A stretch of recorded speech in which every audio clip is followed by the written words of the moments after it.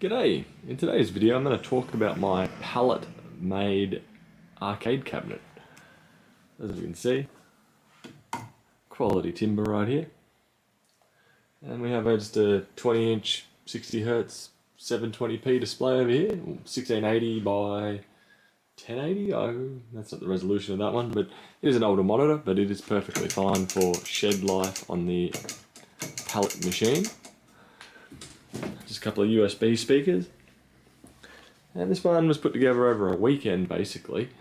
The arcade side of it was put together with a Raspberry Pi quite some time ago, and it's just lived in a room, never installed in a cabinet.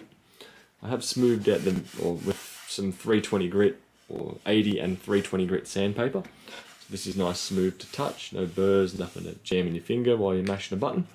This is also smoothed out here. And if we go around the back, we'll slowly work our way there. We have some more pallets. I went with the typical no care factor to install this. The screen itself can be removed from there, it is just resting. We'll go around the back right now. And around the back it's pretty straightforward. A bracing bit of timber here to keep the screen up so it's not going to fall anywhere. I have a Raspberry Pi3B connected up over here. I have a HDMI out to VGA connecting to the monitor.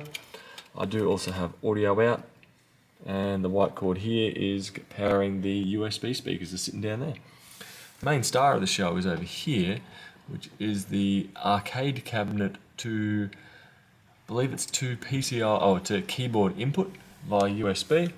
So essentially that gets seen as a keyboard, and you just map the keys out from there. So I think it's got a gamepad twin, hopefully there's the model number on the back here. A double USB, CY, I'll spin you around, CY2121. And they work fairly well. They do have the optional extra of connecting up the LEDs in there as well.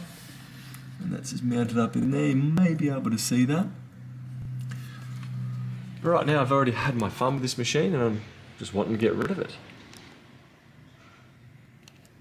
So from here this will just be going into Facebook Marketplace. Keys do illuminate. Controls feel nice and funky. It is fairly rickety, but that was the appearance that I was deliberately going for with this one.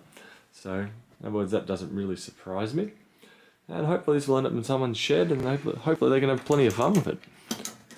Anyway, that's my little pallet arcade cabinet, and I'll catch you guys later. Bye.